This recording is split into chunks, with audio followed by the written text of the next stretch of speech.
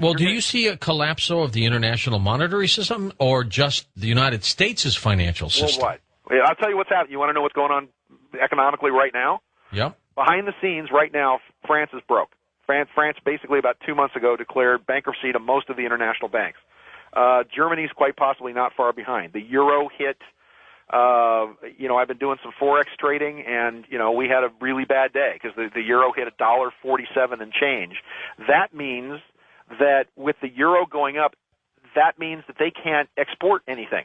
That means the French and the Germans they're screwed. They can't export anything to anywhere else in the world. That also means that with the U.S. economy tanking and with the U.S. dollar plunging to new lows, that means that you now have BMW moving factories into the United States. You now have Boeing getting contracts.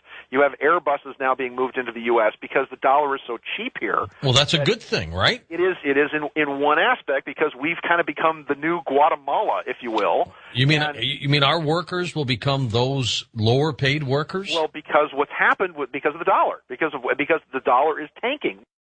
Back in March of 2006, they took the Federal Reserve note off the M3 index, and once they did that, they didn't have to explain to anybody how much currency was actually in circulation. That was the only thing because that index had all kinds of things that went. I mean, wages went against it, prices went against it. People could have sort of an idea as to how much money is in circulation, and they basically just said, "We're not going to tell you how much money is in circulation." I did an interview. I had a conversation with the head of the Federal Reserve Bank in San Francisco, and I printed it in my newsletter. And I flat out asked him, and this was about 2 years or so ago. I said, "How much money is in circulation?" And he said, I don't know, about $650 to $700 billion cash is actually in circulation. And I said, what's the national debt? And he said, well, it's about $8 trillion. And I said, what does the national debt have to be paid in? And he said, well, Federal Reserve notes. It's like, well, how are we supposed to pay the national debt when there's not enough money in the world to actually pay it? And he said, I don't know. And, eloquent answer, I don't know.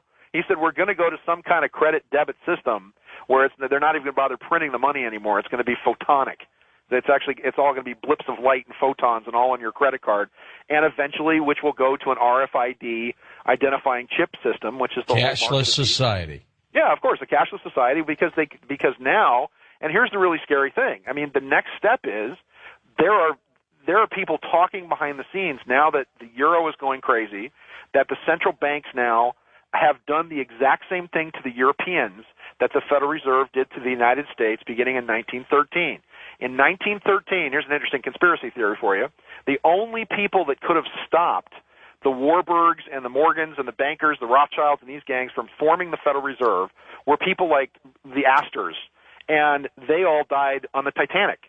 So the minute all the wealthy people die on the Titanic, it then allowed them to set up the central bank and set up the Federal Reserve in 1913. Now, there's not another conspiracy there. Oh, there is, but it has to do with them withholding reports and the prize that was given to the captain for making the crossing in record time and sailing right into an ice field. But the Astors died, and that allowed them to all meet at Jekyll Island and form the Federal Reserve and basically get complete control of the money supply. It took them 20 years from 1913 to 1933 to bankrupt the government of the United States.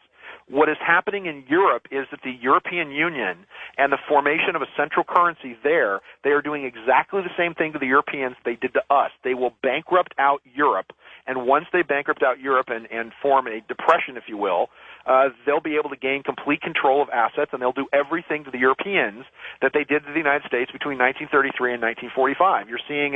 You're just seeing an acceleration of that process now. And with France, and France is done. I mean, you'll see riots in France by the end of this year. By January, February, you'll see riots in Paris. You'll see riots all over because their entire social structure is going to completely collapse. The country's bankrupt. They can't export anything. Germany's the same way.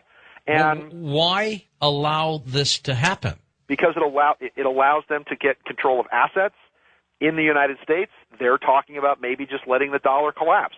And if the dollar collapses in the United States, then that means if the U.S. dollar is worth the same as the Canadian loon and tune, and if it then becomes worth the same as the peso in Mexico, they're already minting the Amero out of Denver. You're right. which means that they then replace the currency. And over and over again, I've been saying that the currency for North America, for the NAU, the North American Union, again, something I've been talking about since the Vajra Chronicles of 1994, that the NAU will be the United States, Mexico, and Canada, and they introduced the Amero, and the Ameros are silver, and they'll all be backed by silver. And you just saw silver hit my other benchmark, which was $15. I talked about it before.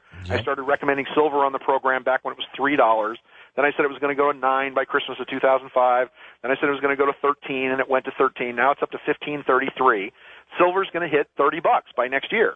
You'll see silver at $30, and you will see gold. Here's a major prediction for you kids, but let's talk about a year from now. Let's project out a year. Let's call it spring of 2008. But you'll see gold, and I never thought I would say this because I always figured when gold hits about 800 or 850, it's like the speed of light. The bigger gold gets, the more gold just seems to appear. Get the number out. How much? I'm talking $1,200. Wow.